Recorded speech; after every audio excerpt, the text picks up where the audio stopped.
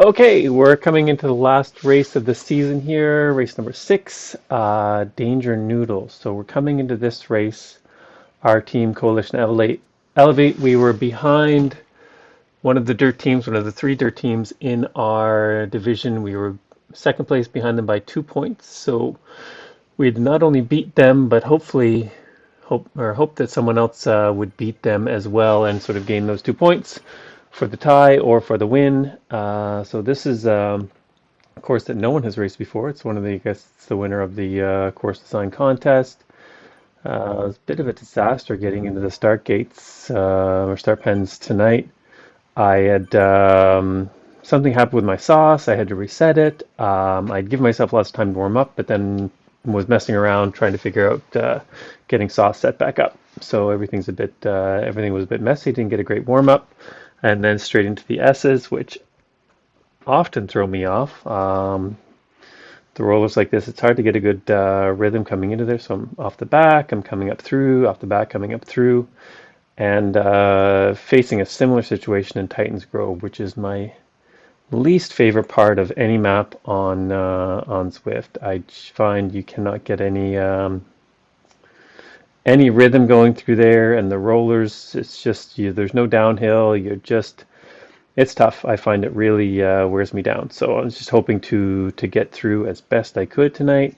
Try to help the team a little bit, and yeah, see how it all plays out. So everyone's still mostly together. A few people fell off the back early through the S's, and even that little uphill just before the S's. So, but for the most part, the group is still holding strong together, and all of our team is still up in this main group.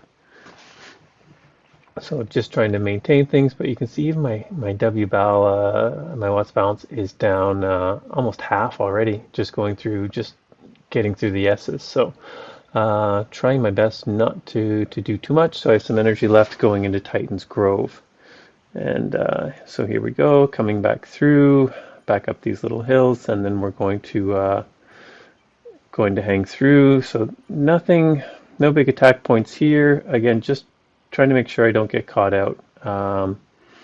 Back through the S's. So again, the rollers just, okay, don't want to fall off. So off the back, through the front, and then back again, which is my problem. And there was my first mini dropout of the night. And there were a few more, which always scare me that I'm gonna end up dropping out for an extended period of time and somehow losing the group. It's happened in other races before. Luckily, none in the past year or so. But I remember there's one year I had to drop out on one of the FRR races and ended up doing about 80 kilometers solo on my own after getting dropped. It was not ideal. So now we're again going back through. No more drops. The people who have dropped have already dropped. We're going to hang through the desert for a bit, which nothing really happens. Another dropout. Somehow I got pushed off the front of that dropout. Kind of a nice bonus. Maybe the dropouts won't be so bad. So we're just continuing to push through. Like I said, nothing's going to happen here. I'm just asking, when is Hetland going to attack? Hetland has won every single race in the series this year. He is a B racing in the C-Cat. He actually does 2 races a day and two races a week. I think he does one late at night on Monday night and another one Tuesday night across different time zones, but manages to win all the races. So I'm not sure what you call a person like that. I've got a name, but I'll leave it alone. And we had a couple of people who upgraded to be in our New York race. So I guess we can't talk too much smack about B's riding in C's this race. So here we are back at Titans Grove. And again, the rollers hoping just not to get caught out before the KOM. I'd like to stick with the group at least to the KOM. I was pretty sure that I was going to get dropped at some point on that climb. Just where I sit. Again, I'm mid-pack and not expecting to be at the front after the selections are made on key attack points to the race. But here, again, losing a little bit because I just can't get my timing right on the rollers. I've got to figure that out. There's a few things that I tried that seem to have worked later on in terms of playing with cadence a little bit just before the rollers start. We'll see. So here, again, struggling to hold on. Managed to get back on. I wanted to save that feather for the actual KOM. I didn't want to use it before. I wanted to hold on to it as late as possible. And ideally, I'd be with the front group, but I'm not going to kill myself that early in the race. Here we go. The attacks start. Managed to be holding on here for the first little bit and not losing too much space. People using arrows here. Again, I'm trying to hold on as late as I can, it doesn't seem like a big climb, but it does. It's about 2 minutes. I know I've done it under 2 minutes in the past, but I don't think I'm at that level right now. So here we go. Watts balance almost empty as I come over the top. There, 0. Perfect. I managed my pacing perfectly if I was 0 right at the top. But behind the split, you can see it's kind of broken up. Groups will form on the downhill. I think at this point there's someone who went off the front and stayed off the front. I'm not sure if there's a single dot on the minimap yet, but I think this is where the solo attacker went free. Here I'm just staying in this group. I've got a teammate here, Dan, and then we have Chris just behind us. Not going to push through. I'm just going to let others do the work. I'm not going to do all the work to catch that group in front. They are not too far ahead, but I'm just trying to get my legs back, get my breath back, and get back in control. We regroup here. I'm trying to think. I think Chris caught back up with us here. We may have had 3. The group gets quite a bit bigger, which is good. A big group is going to generally have a better chance at catching up. So there's Chris there on my right, to the groups up ahead. So I think there are some stragglers that fell off that group on the downhill. We'll keep pushing through. We go back into the desert, but I'm quite happy just to sit in this group. I think we had 3 up front.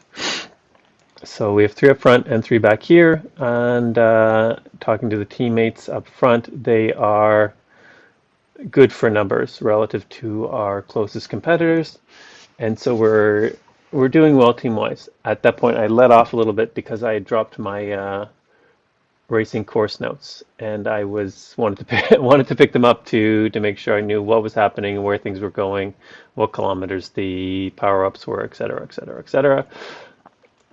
And again, here we pick somebody up through the desert, and like we're getting really close. We can actually see that group up ahead. I think at this point they're 3, 4, 5 seconds, something along those lines. We're getting very, very close to that group up ahead to start to regroup. So the group dynamic did work, and we're not too far gapped off of the back. There are some stragglers behind us. And I think is there one guy, remember my sauce telling me there's one guy way up front. So the guy up front, I think he was 30 or 40 seconds ahead. Surprise, surprise, he got code 7'd and disqualified. So that's what happens when you push monster watts in a low category. Luckily they catch it and they DQ people and boot them up to the next category. So going through the Titans Grove again, my least favorite part of the map. Doing my best just to hang on. And again, we're getting quite close. The group went up a little bit, but we're pushing through. It doesn't seem like anyone is... There's a lot of impetus to go forward in that group. So here we go. Getting ready to make the catch and regroup, which surprised me, and I'm happy. I can't take any credit. I didn't do any of the work on the front, but we managed to get back on this group just in time for the climb and for it to come undone again. So here there is a regrouping. Some people make it. I unfortunately right here I am not able to keep up. Luckily, my teammate Dan did make it, and I stick with this group here, which it's just we just didn't have enough to make it up. So I'm going to stick with these guys. Hopefully, I can make it with them all the way over the top, and not get pushed too far behind.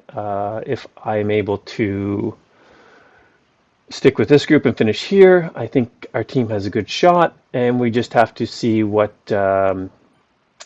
happens with all the other teams, whether someone else is able to beat the team that was previously in first as well. But the numbers from what I'm hearing with my teammates up front is that they're looking good for numbers relative to that team that was ahead of us in the standings. Now we just have to hope that somebody else is able to finish ahead of them, and then maybe we could tie. If two teams finish ahead of them, it would be we would finish first at the end of the season. I have no idea how finals work. I think with the big gap, a lot of people lose interest, and most teams don't even bother to show up for the finals. So it's not really all that important. It's unfortunately the way that it's worked the last few seasons is that half the teams show up for the finals, half of them don't. The weird gap, I'm not sure why they do it, but that's what they do. So everyone just moves on to different series and kind of forget about ZRL until the fall. So I managed to stay with this group. Didn't struggle too bad. Actually, I found my place quite good in these ones. I was, again, playing with cadence a little bit, trying to ramp up the cadence just before going up the rollers. And it seemed to help smooth it out a little bit and help keep that rhythm, but not ideal. But, oh, and there's a longer dropout. Luckily, I didn't drop out too far and fall behind. So here at 2.6, this is pretty much how the group is going to look. The other group is 20 seconds ahead. We're not going to catch them. There are some people who are pushing hard on the front, trying to fight for those minor places, which it can make a difference in placing. Like even 1 point sometimes is the difference between places in the league table. So no fault to them for wanting to push through. It's a good idea. I know I've had races in past seasons where 1 point was the difference, and it was the difference between a minor place that helped us gain a point. So here, some people start the sprint at 900 meters. Not a fan. Not a fan. I didn't have anything in my legs after all those rollers. Here, I stand up to sprint and then quickly sat back down, and I did the same thing in real life because I didn't have anything left. So in the end, we did win as a team, but the team that was ahead of us, they finished second, so we ended up staying in second by 1 point in the final league table. But it was a good season. We did well. Looking forward to moving on with a lot of these guys into the dirt racing series, which is coming up starting next week. And then we'll see what happens with the finals and whether or not we continue there and see how we do. But it was fun. I hadn't been planning on doing ZRL this season, but it was a good group of guys, good group of races, and yeah, maybe I'll put up some of the